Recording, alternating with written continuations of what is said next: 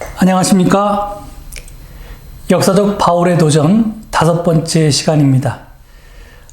첫 번째 주제 바울과 예수를 마치고 오늘서부터는 두 번째 주제 바울과 누가로 넘어갑니다. 그리고 두 번째 주제의 첫 번째 세션은 로마 기독교로서의 미래입니다. 이것이 원래 이 강의록을 그렇게 PDF 파일로 만들어져 있는 것에는 로마 기독교의 미래, 즉 The Future of Roman Christian이라고 되어 있는데요. 그런데 실제로 DVD를 보면 이게 The Future as Roman Christianity로 되어 있습니다. 그래서 제가 전체 내용을 보면 로마 기독교의 미래보다는 로마 기독교로서의 미래가 더 내용에 부합되는 것 같아서 그렇게 제목을 붙여봤습니다. 제가 앞서도 말씀드린 바와 같이 우리가 신약 성서를 순서에 따라 읽으면요, 먼저 마태, 마가, 누가, 요한 이렇게 4개의 복음서를 읽은 후에 사도행전을 읽게 됩니다. 그리고 로마서로 넘어가죠. 그래서 이 순서대로 읽으면 반드시 사도행전을 읽은 후에 바울서신을 읽게 됩니다. 따라서 사도행전의 절반 정도가 바울에 대한 내용이기 때문에 그 사도행전이 안내하는 대로, 그러니까 사도행전이라고 하는 렌즈를 끼고 또 그 틀에 따라서 우리가 바울서신을 읽는 그런 기능을 하게 됩니다. 그래서 이 사도행전이 굉장히 중요한데요. 그렇기 때문에 이 두 번째 주제에서 크로사는 누가 행전이라고 하죠. 누가복음과 사도행전의 저자인 누가에 대해서 관심하고 있는 것입니다.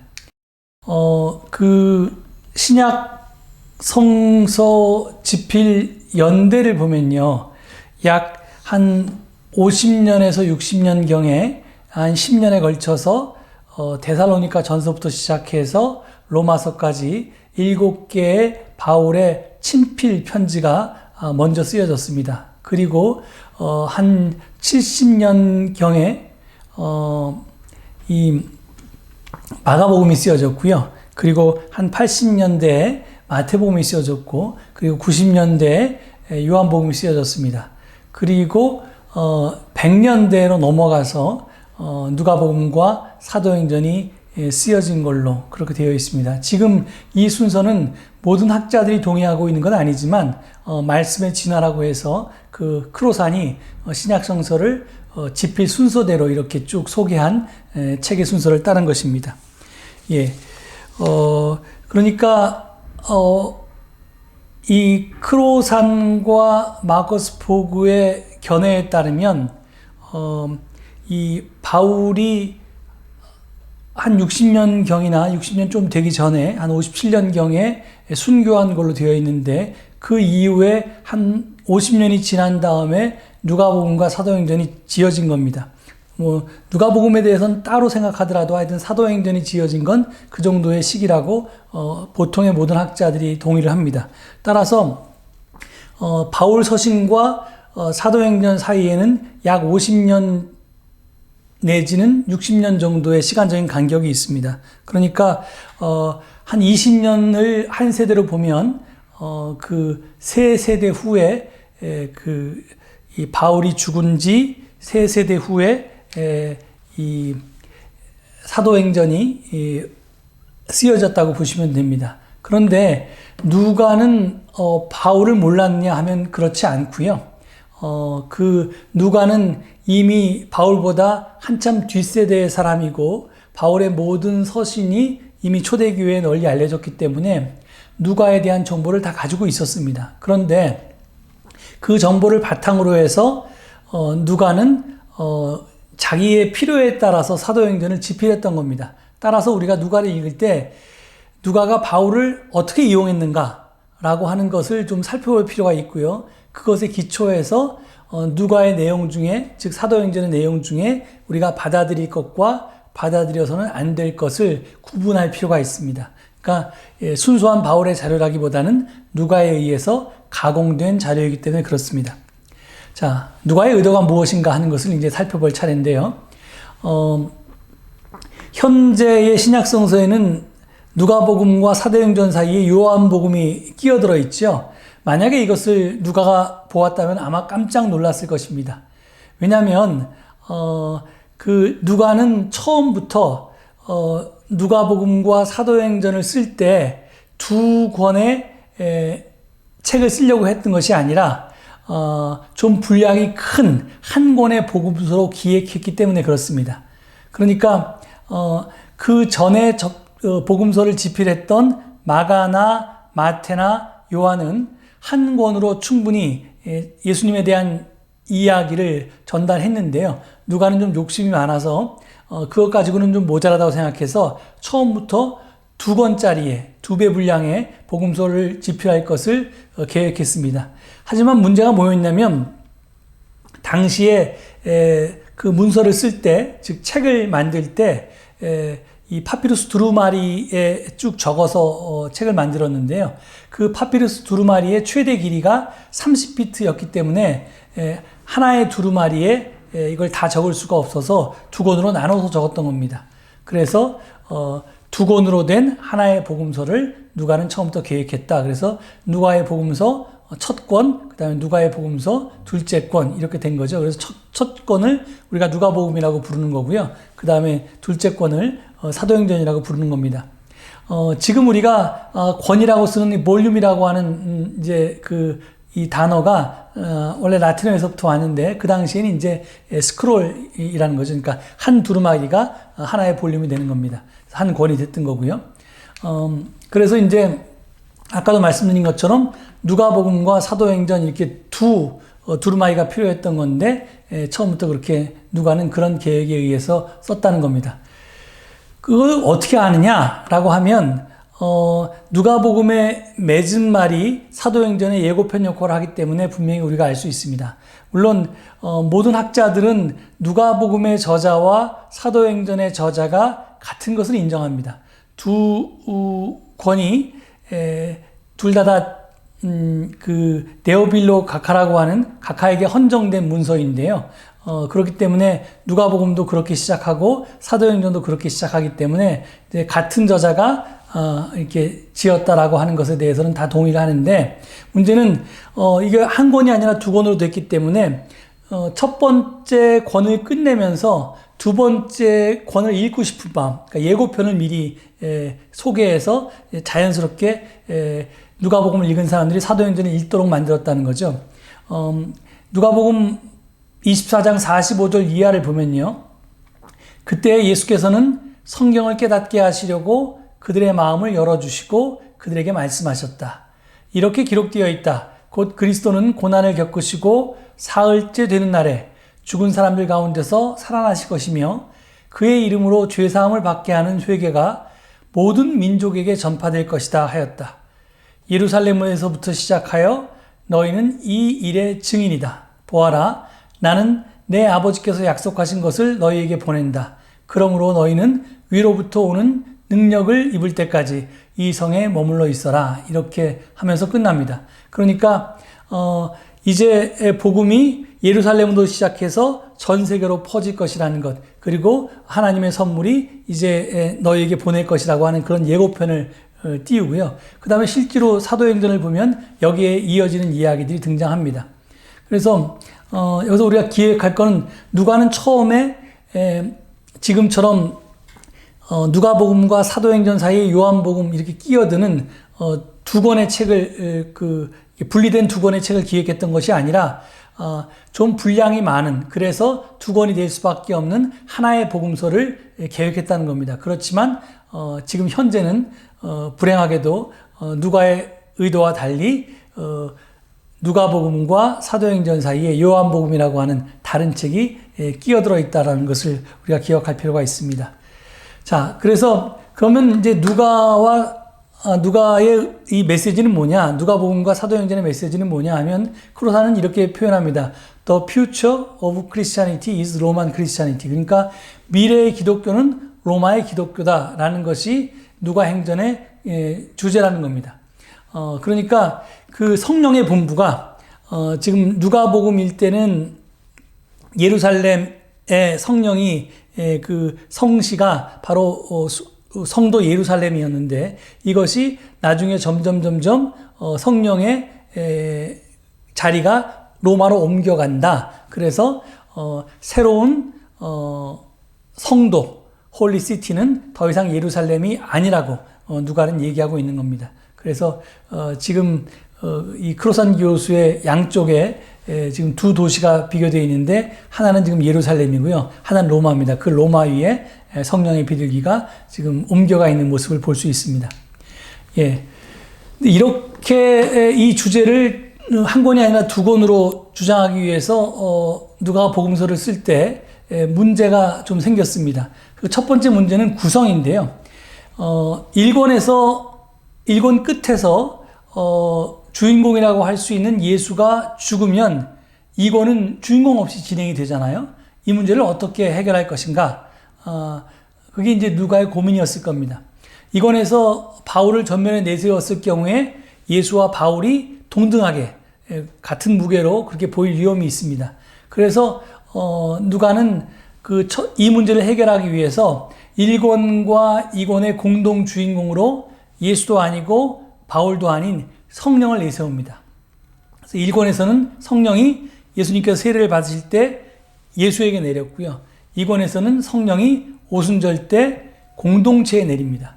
그리고 이 공동체는 처음은 베드로를 통해서 그리고 나중에는 바울을 통해서 꾸준히 예루살렘으로 한 발짝 나아갑니다. 이게 누가의 비전이고 바울은 여기에 맞춰져 있습니다. 그러니까 그 성령의 이동이 예루살렘에서 로마로 가는데 가장 적합한 그 역할을 해주는 인물로서 바울이 이제 채택이 되는 겁니다. 그래서 누가행전의 주인공은 그 영웅은 그 누가와 사도행전의 그 주인공은 바로 성령이라고 하는 것입니다. 예수님도 아니고 바울도 아니고요. 그리고 두 번째는 문제가 있었는데 그게 바로 새로운 종교에 대한 문제입니다. 그러니까 당시 세계를 로마가 지배하고 있었는데 로마인들은 유대교에 대해서 아주 많이 생각하지는 않았지만 적어도 유대교가 굉장히 오래된 종교이고 그리고 존경받는 종교였다는 것을 알고 있었습니다. 그래서 그들은 자발적으로 기꺼이 그렇게 하지는 않았지만 마지못해서 유대교를 존중했고요. 심지어는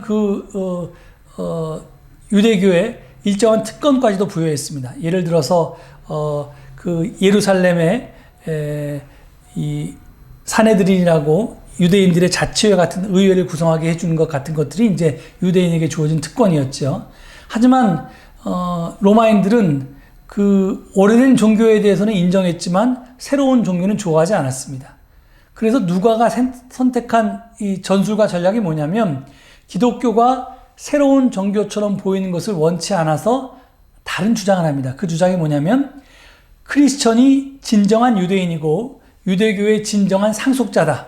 그러니 과거에 유대교에 주었던 모든 특권과 모든 면제, 모든 존경을 앞으로는 새 것이 아닌 오래된, 영어로 하면 not new but old한 크리스천 공동체로 옮겨야 한다. 이런 주장을 하는 겁니다. 그래서 로마가 유대교에게 주었던 여러 가지 이 특혜를 기독교가 받아오면서 기독교가 그것을 계승하도록 하는 것으로 이 누가는 작전을 세웁니다. 그래서 이제 이 크리스천이 진정한 유대인이라는 거죠. 그 이유는 뭐냐면 왜 크리스천이 진정한 유대인이냐? 유대인들은 그들의 메시아를 거부했지만 받아들이지 않았지만 우리 크리스찬은 그 메시아를 받아들였기 때문이다. 이렇게 누가는 설명합니다. 세 번째 문제는 이제 제일 심각한 문제인데요. 그게 반로마 문제입니다. 당시의 로마인들이 기독교에 대해서 전해 들었던 것은 다 문제였습니다. 그 교조라고 할 수 있는 예수가 십자가에 처형되었고요. 그 다음에 기독교인들이 있는 곳마다 로마의 각 도시들의 폭동이 일어났고요. 도시에서 이런저런 말썽을 피운 것도 기독교들이라고 하는 그런 이제 소문과 정보들이 로마인들에게 들어왔습니다. 그래서 만약에 로마인들이 기독교 자체가 문제라고 봤다면 누가는 기독교를 선교하기 위해서 그것이 아니다라고 변증을 해야 했습니다. 그렇지만 이 기독교의 이면에 폭동도 있었고 처형도 있었고 십자가형의 흔적이 있다는 것을 부인할 수는 없었습니다. 그건 이미 분명한 역사적인 사실이었으니까요. 현상이기도 했고요. 그래서 누가는 그런 것이 기독교의 이면에 있다는 것을 부정하지는 않되 그것을 일으킨 것은 기독교인이 아니라는 식으로 주장을 펼쳤습니다. 이렇듯 누가의 의도는 기독교의 수호와 전파였습니다. 누가행전은 프레젠테이션, 브리핑입니다. 자, 그래서 특히 사도행전에서 또 누가복음도 포함해서요. 이 폭동이 일어났을 때 그 폭동의 두 원인은 아주 욕심 많은 탐욕스러운 이방인들과 그 다음에 질투하는 유대인이라고 그렇게 계속해서 반복적으로 얘기합니다. 사도행전 13장 46절에는 이렇게 증언합니다. 바울과 바나바는 담대하게 말하였다. 우리는 하나님의 말씀을 당신들에게 먼저 전해야 하였습니다. 그러나 지금 당신들이 그것을 배척하고 영원한 생명을 얻기에 합당하지 못한 사람으로 스스로 판정함으로 우리는 이제 이방 사람들에게로 갑니다. 이렇게 이야기합니다. 그러니까 지금 사도행전을 보면요. 바울이 어떤 새로운 도시에 들어가면 반드시 유대인 회당을 먼저 찾아간 걸로 되어 있습니다. 그래서 유대인들을 전도해요. 그런데 그 유대인들이 예수가 그리스도라는 것을 받아들이지 않으니까 겁을 하니까 그러니까 이제 그 사람들에게 나는 너희들에게 권했지만 너희들이 거절했으니 내가 이제 유대인이 아니라 이방인을 찾아간다. 이런 식의 주장을 합니다. 이게 계속적으로 반복됩니다. 그런데 사실은 조금만 생각해 보면 바울은 처음부터 이방인들을 위한 사도로 소명을 받았는데 이방인들이 아닌 유대인들에게 가서 전도한다는 것은 자신의 소명과 맞지 않습니다. 또 예루살렘 사도에 의해서 베드로와 야고보는 유대인들에게 전도하고 그 다음에 바나바와 바울은 이방인들에게 전도하기로 소위 협정을 맺었는데 거기에도 또 어울리지 않습니다. 그러니까 이건 이제 그러니까 원래 역사가 아니라 누가의 해석이라고 볼 수밖에 없는데요. 그러니까 이 지금 크로사는 사도행전 13장 46절의 말을 크리스천 유대교가 크리스천 로마교가 되는 미래에 대한 누가의 선언문이라고 그렇게 해석합니다. 그래서 이게 유대인들이 시기하게 되어서 그런 이제 이방인들에게 자기를 떠나서 이방인들에게 가는 그런 바울을 시기하게 되어서 그래서 결국 크리스천을 시기하게 되어서 도시에서 폭동을 일으켰다. 이제 그런 전개로 나아가는 거죠. 그래서 이제 시기하는 유대인이 등장합니다. 이 유대인들의 질투가 크리스천에 대한 폭동의 원인이라고 바울은 계속해서 주장을 합니다. 사도행전 13장 45절을 보면 유대 사람들이 그 무리를 보고 시기심으로 가득 차서 바울과 바나바가 한 말을 반박하고 비방하였다. 이렇게 기록하고 있습니다. 또 17장 5절을 보면요. 그러나 유대 사람들은 시기하여 거리의 불량배들을 끌어 모아다가 패거리를 지어서 시내의 소요를 일으키고 야손의 집을 습격하였다. 그리고 바울 일행을 끌어다가 군중 앞에 세우려고 찾았다. 이렇게 증언합니다. 또 그러니까 유대인들만 그런 게 아니라 그 폭동에 이제 이교도들도 이방인들도 가입하는데 그것은 이제 탐욕 때문에 그렇다는 거죠. 더욱이 크리스천에 대한 폭동은 크리스천에 의한 폭동이 아니라 질투심이 많은 유대인뿐만이 아니라 탐욕스러운 이교도에 의해서 발생한다고 누가는 고발합니다. 사도행전 16장 16절에서 21절을 보면 바울 일행이 빌립보에 들렸을 때 빌립보에서 점치는 귀신 들린 여종을 고쳐주는 일이 발생합니다. 그러니까 이제 이 여종 하나를 여러 사람이 이렇게 소유하고 있었던 것처럼 그 주인이 복수로 표시되어 있는데 하여간 점치는 여종을 통해서 다른 사람의 점을 쳐주고 그 다음에 이제 뭐 복비라고 해야 될까요? 하여간 이 점치는 비용을 받아서 그 돈을 챙겼는데 이제 그 여종이 귀신으로부터 풀려나자 더 이상 점을 칠 수 없게 되었고, 그러니까 그 여종을 이용해서 이제 수익을 창출할 수가 없으니까 수익에 대한 소망이 끊긴 여종의 주인들이 바울과 실라를 고발한 거로 되어 있습니다. 그러니까 그건 이제 이방인이지만 소위 돈벌이의 탐욕을 스러웠던 그런 이방인들이라는 거죠. 그 다음에 사도행전 19장 24절에서 29절을 보면요, 여기 이제 바울 일행이 또 에베소를 갔을 때 성경의 단어로 보면 에데미 여신상인데요, 이게 아르테미스라고 하는 여신상이고, 우리가 흔히 이해하기 쉽게는 다이아나라고 하는 그런 이제 여신상입니다. 그러니까 풍요의 여신인데요, 에베소의 그 도시의 그 수도, 그러니까 도시를 지키는 그 도시의 신이었습니다. 그 여신이 아르테미스가. 그런데 굉장히 아르테미스를 섬기는 굉장히 큰 신전이 에베소에 있었고요. 그것이 당시에 그 정도 규모의 큰 건축물이 없었기 때문에 많은 사람들이 그 신전을 구경하기 위해서 에베소를 찾았습니다. 그럼 사람들이 에베소를 찾았을 때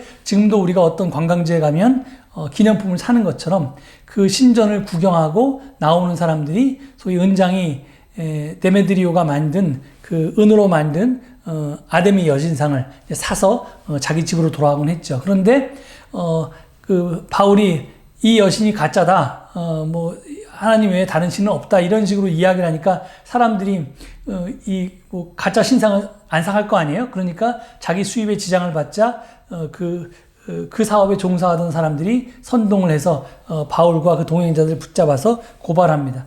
이 탐욕스러운 이교도들의 행동이었다는 거죠. 그래서 이 누가는 뭐라고 주장하냐면, 크리스천 주변에 폭동이 분명히 있지만 그것은 크리스천이 일으킨 게 아니라 유대인의 질투나 이방인의 탐욕으로 인한 것이었다. 크리스천은 결백하다. 이렇게 계속해서 주장합니다. 그래서 이제 근데 이제 문제는 이 크리스천이 그리스도라고 하는 인물로부터 나온 그런 사람들이라는 걸 아는데, 로마인들이 크리스천이 그리스도의 추종자임을 아는데, 그 그리스도가 로마에 저항한 반란자들이 받았던 십자가형에 처형되었다는 것도 로마인들이 알고 있었습니다. 그러면 결국 크리스천이라는 사람은 이 로마의 반역자를, 범죄자를 추종하는 사람들이 아닌가, 이렇게 질문할 수밖에 없었겠죠. 그런데 여기에 대해서도 또 변호를 합니다. 누가복음을 보면요, 무리가 예수를 빌라도에게 끌고 가서 우리가 보니 이 사람은 우리 민족을 오도하고 황제에게 세금 바치는 것을 반대하고 자칭 그리스도 곧 왕이라고 하였다라고 고발했을 때, 신문을 한 후에, 예수를 신문을 한 후에 빌라도는 내가 보니 이 사람에게는 아무 죄도 없다, 이렇게 말합니다. 근데 이렇게 예수를 한 번 무죄 선언하는 것뿐만 아니라 빌라도의 무죄 선언은 앞으로 2번 더 이어집니다. 빌라도가 처음에 고발을 받은 예수를 이렇게 신문을 했는데요, 마침 그때 헤롯 안티파스가 이제 갈릴리를 다스렸던 헤롯 안티파스가 유월절을 지키기 위해서 예루살렘에 와 있었는데, 이 예루살렘에 와 있던 헤롯 안티파스에게 예수를 보냅니다. 그러니까 이제 그게 누가복음 23장에 있는데요, 여기 보면 14, 15절에 이렇게 얘기합니다. 그대들은 이 사람이 백성을 오도한다고 하여 내게로 끌고 왔으나 보다시피 내가 그대들 앞에서 친히 신문하여 보았지만 그대들이 고발한 것과 같은 죄목은 아무것도 이 사람에게 찾지 못하였소.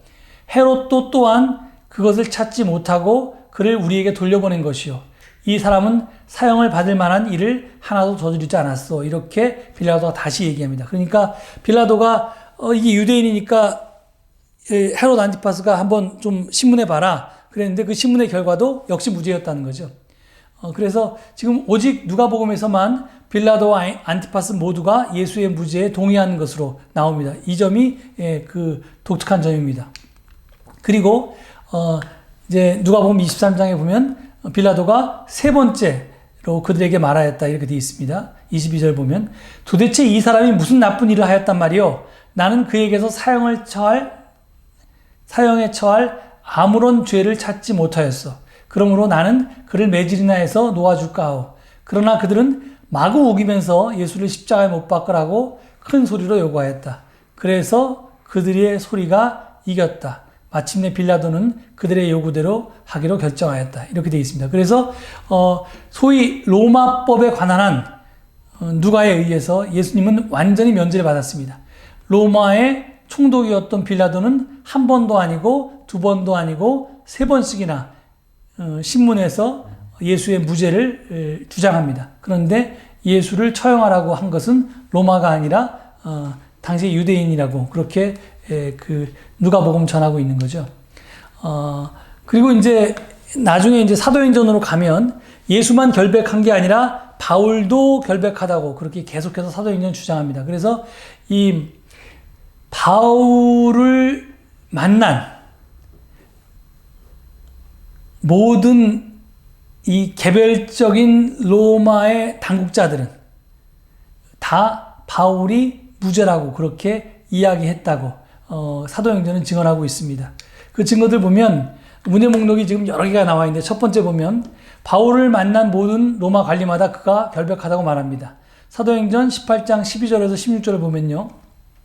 고린도의 아가야주 총독 갈리오는 바울에 대한 기소를 기각합니다. 그러면서 이렇게 얘기합니다. 유대 사람 여러분, 사건이 무슨 범죄나 악행에 관한 일이면 내가 여러분의 송사를 들어주는 것이 마땅할 것이요. 그러나 문제가 언어와 명칭과 여러분의 율법에 관한 것이면 여러분이 스스로 알아서 처리하시오. 나는 이런 일에 재판관이 되고 싶지 않소. 그렇게 얘기합니다. 그러니까 결국 이 메시지는 로마인이여 크리스찬에 대한 고발을 기각하십시오. 그것은 영어로 표현하면 Not your business라는 겁니다. 당신의 일이 아닙니다. 이렇게 지금 그 사도행전은 주장하고 있는 겁니다. 그리고 두 번째 목록을 보면 19장 21절로 41절에 보면 에베소의 시청 서기관은 이렇게 얘기합니다. 신전 물건을 도둑질한 사람도 아니요. 우리 여신을 모독한 사람도 아닌 이 사람들을, 즉 바울과 그의 동행자들을 여러분은 여기에 끌고 왔다고 하면서 이게 죄 없는 사람을 왜 끌고 왔냐 하면서 그 사람들을 해산시켜 버립니다. 또 23장 29절에 보면 예루살렘의 천부장 글라우디오 루시아는 로마 총독 벨릭스에게 보낸 편지에서 그러니까 바울을 신문하고 이제 총독에게 보내는데 이제 빌라도가 아니라 바울 시대는 벨릭스로 그 총독이 바뀌었는데요. 그 사람이 그 편지에 쓴 글이 사도행전에 소개되어 있는데 나는 그가 유대 사람의 율법 문제로 고소를 당하였을 뿐이며 사형을 당하거나 갇힐 만한 아무런 죄가 없다는 것을 알았습니다라고 로마의 천부장이 이야기합니다. 그렇지만 바울은 계속해서 이 법정에 갔다가 저 법정에 갔다가 이렇게 넘겨집니다. 그러니까 분명히 사도행전은 그가 결백하다고 여러 번 이야기하지만 결코 석방되지 않고 이렇게 재판정을 옮겨 다닙니다. 그러니까 백부장한테 갔다가 그 다음에 로마 총독한테 갔다가 또 로마로 갔다가 이런 식으로 이제 옮겨 다닌다는 거죠. 자, 무죄 목록 세 번째를 보면 사도행전 25장 18절에서 27절을 보면요. 이 후임 로마 총독 베스도도 유대인의 왕 아그리빠 왕과 그의 누이 버니게에게 바울에 대해서 이렇게 얘기합니다. 그래서 원고들이 일어나서 그를 고발할 죄목을 늘어놓았지만 내가 짐작한 그런 악한 일은 하나도 없었습니다.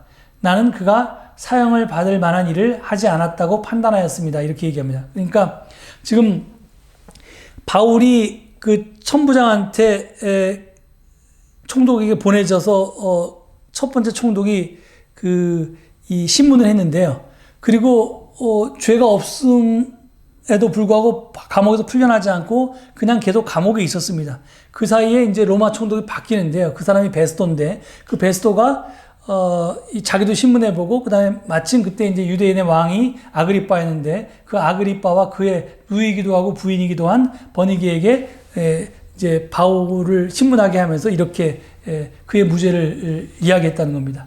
사도행전 26장 31절을 보면 이어 저들은 바울 자신이 변호하는 것을 다 듣고 서로에게 이렇게 말하였다. 즉 이제 베스도와 아그리빠와 버니게가 서로에게 말했다는 거죠. 그 사람은 사형을 당하거나 갇힐 만한 일을 한 것이 하나도 없어. 그래서 이렇듯 바울과 크리스찬에 대한 로마의 무죄 선언은 사도행전 전반에 걸쳐서 후렴구처럼 계속해서 반복됩니다. 자, 그래서 크리스찬은 무죄라는 겁니다. 누가의 주장을 다시 한번 요약해 보면요. 로마 제국에 대한 누가의 바울의 도전을 요약하면 다음과 같습니다. 우리는 어떠한 잘못도 없고 완전히 결백하기 때문에 로마는 우리 크리스찬들을 그냥 내버려 두어야 한다. 사실 우리 크리스찬은 로마가 한때 유대인들에게 주었던 모든 특권을 받을 만한 자격이 있다. 폭동이 있었다는 것은 분명한 사실이지만 그것들은 다른 사람들에 의해서 발생한 것이다. 우리는 완전히 결백하고 우리를 만난 모든 로마의 관리들은 우리가 결백하다고 말했다. 지금 누가는 그 누가복음과 사도행전을 통해서 이런 주장을 계속하고 있는 겁니다. 그래서 이제 이 두 권으로 된 누가행전이라고 하는 복음서가 끝날 때 그 결론이 어떻게 되냐면요. 사도행전 28장 30절에 31절에 보면 이렇게 되어 있습니다. 마지막으로 바울이 로마에 도착하면 거기서 누가행전은 끝이 나는데요. 그것을 그대로 인용해보면 이렇게 되어 있습니다. 바울은 자기가 얻은 새 방에서 꼭 2해 동안 지내면서 자기를 찾아오는 모든 사람들을 맞이하였다. 그는 아무런 방해도 받지 않고 아주 담대하게 하나님 나라를 전하고 주 예수 그리스도에 관한 일들을 가르쳤다라고 되어 있습니다. 그래서 지금 보면 여기 그 아무런 방해를 받지 않고라는 아코루토스라고 하는 단어가 이제 마지막 단어인데요. 이 누가행전의 마지막 단어인데 이게 이제 이 바울이 로마에서 전도하는 것에 아무런 방해를 받지 않았다라고 하는 것이 누가행전의 결론입니다. 그래서 이 말로 해서 성령이 어떻게 기독교의 성도가 예루살렘에서 로마로 바뀌어가는 것을 완성했는지가 바로 이 마지막 구절을 통해서 완성이 됩니다. 이렇듯 누가행전은 기독교의 미래는 바로 로마 기독교다. 이것은 주이시 크리스찬이티도 아니고 크리스찬 주다이즘도 아니고 로만 크리스찬이티다 라고 이렇게 주장하는 것이 바로 누가행전의 결론이고 그 주장을 하기 위해서 누가는 누가복음과 사도행전을 썼던 겁니다. 여기서 우리가 질문을 덧붙이지 않을 수가 없는데요. 도대체 지금 사도행전의 주장처럼 그토록 바울이 결백하다면 왜 바울은 항상 법정에 설까요? 왜 그는 결백하지만 한 번도 석방되지는 못할까요? 또 예수와 바울이 또 크리스찬이 완전히 결백하다는 누가의 주장을 얼마나 많은 로마인들이 믿었을까요? 우리 이 아니 땡 굴뚝에 연기 나냐 이런 우리말 속담이 있는 것처럼 연기가 나는 곳에 불이 있다고 이렇게 그 서양 속담이 있는데 근데 당신들이 그렇게 모두 결백하다면 왜 우리는 자꾸 연기를 보지? 왜 법정에서는 크리스찬들을 보지? 이렇게 로마인들이 이 사도행전의 저자인 누가에게 묻지 않았을까 하는 것이 이제 마지막 질문입니다. 그리고 이 미래의 기독교는 로마 기독교라고 하는 비전을 선포하기 위해서 누가복음과 사도행전을 집필했는데 이것이 가진 결정적인 문제는 뭐냐면 로마의 기독교를 전도하기 위해서 전파하기 위해서 우리 예수님이나 우리 기독교는 로마에 저항하는 사람들이 아니다. 우리는 반역자가 아니다. 우리는 죄인이 아니다. 이런 주장을 이제 계속해서 펼쳤다는 것이 문제입니다. 그래서 전도라는 목표 달성을 위해서 기독교가 잃어버린 것이 무엇인가 하는 것을 생각해 볼 필요가 있습니다. 그러니까 원래 기독교는 반제국, 반로마 제국이라고 하는 그런 기초 위에 서 있었는데 누가는 지금 그 기초를 허문 것은 아닌가 하는 것에 대한 문제 제기고요. 특히 이제 그것을 위해서 예수와 바울의 무죄를 계속해서 누가가 주장하는데 그 도구로 사용된 이 바울의 왜곡, 바울을 이제 좀 제국에 반대하는 인물에서 친제국적인 인물로 또는 뭐 좀 중립적인 인물로 그렇게 그렸는데 이것이 가져온 결과는 기독교에 미친 영향이 무엇인가 하는 것에 대해서 우리가 좀 생각해 볼 필요가 있습니다. 예. 오늘은 그 느가와 바울 첫 번째 주제에서 미래 기독교로서의 그 로마 기독교에 대해서 살펴보았습니다. 예. 이제 오늘 수고 많으셨고요. 다음 시간에 다시 이 누가에 대한 그런 이야기를, 누가와 바울의 관계에 대한 이야기를 더 전개해 나가도록 하겠습니다. 감사합니다. 수고하셨습니다.